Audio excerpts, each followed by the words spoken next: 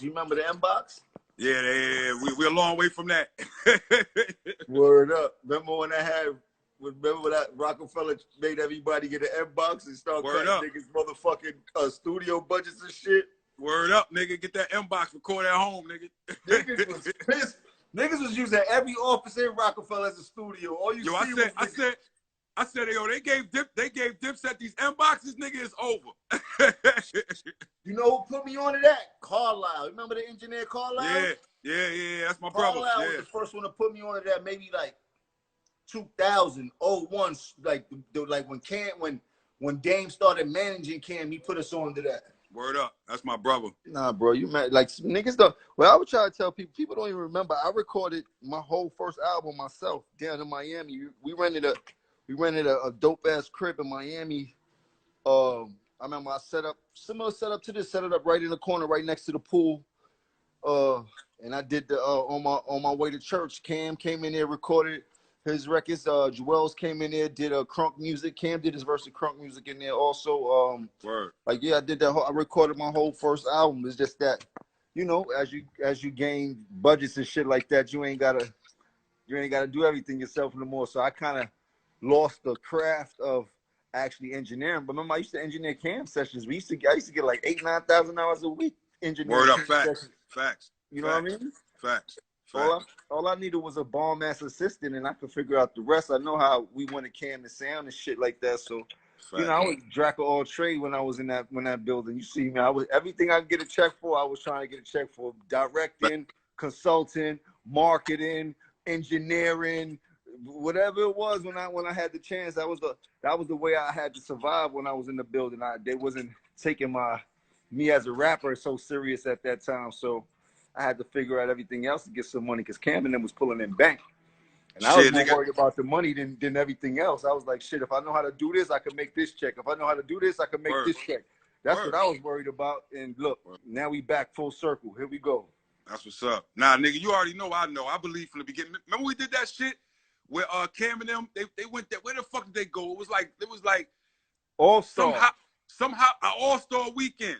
And you did the shit where you was sick and you came in baseline, and that's what it's in the line where you was like, I do this shit, sick stuff and congested. Yo, that shit, nigga.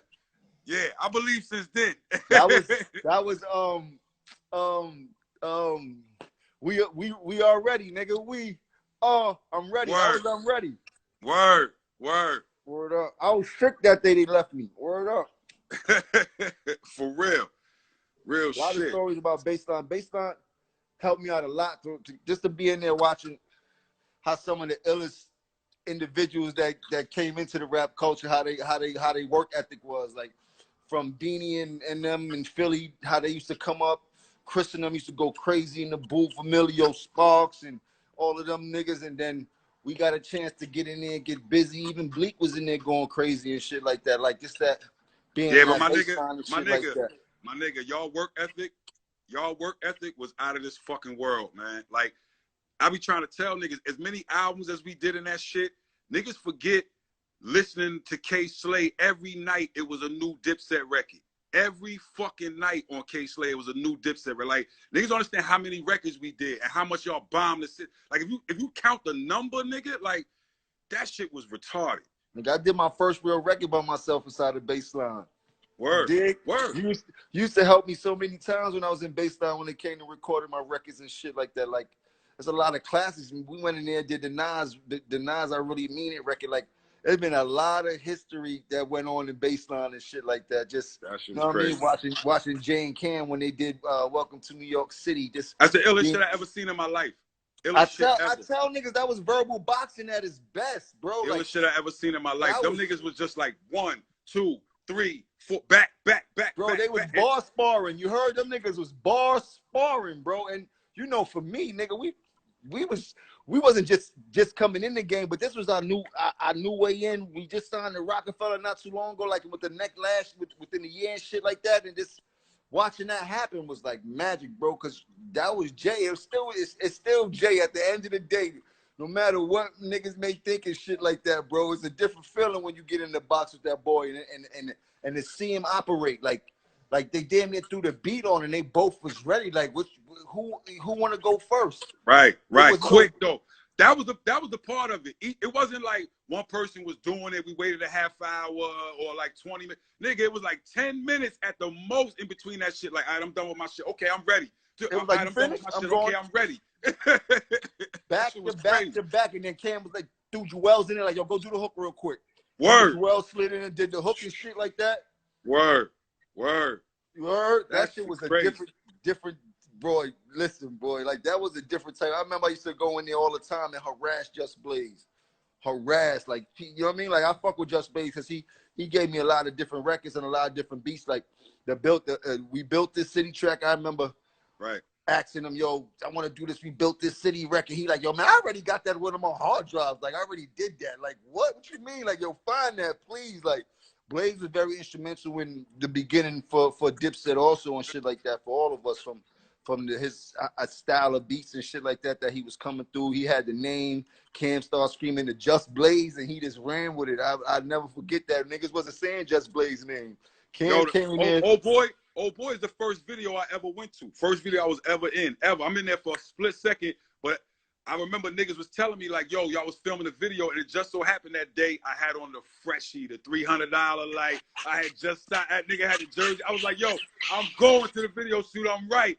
He was in that. Yo, we had so much fun at that shit. Yo. That's when Jersey was hit, and that was the first video I directed. That was my video debut. Oh boy, that was when Cam was like, bro, you got a chance now to be creative as we want. Whatever you want these people to see for us, man, let's go. And he gave me. That's why I respect Cam a lot. Like, he did a lot of things that was smart, but he not stupid. Like, if you was built for certain things that added to what we were doing, he would let you do it. And he kind of seen how smart I was way back when, even before we started doing music. So when he started seeing me picking up a lot of different things, he's like, yo, start running with it, bro. Like, we might as well pay you than pay all these other people for doing what you know how to do.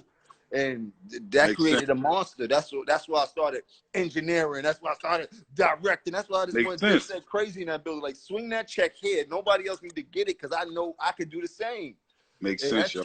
That shit went great for me in that building, man. That building there, that whole building was a learning experience.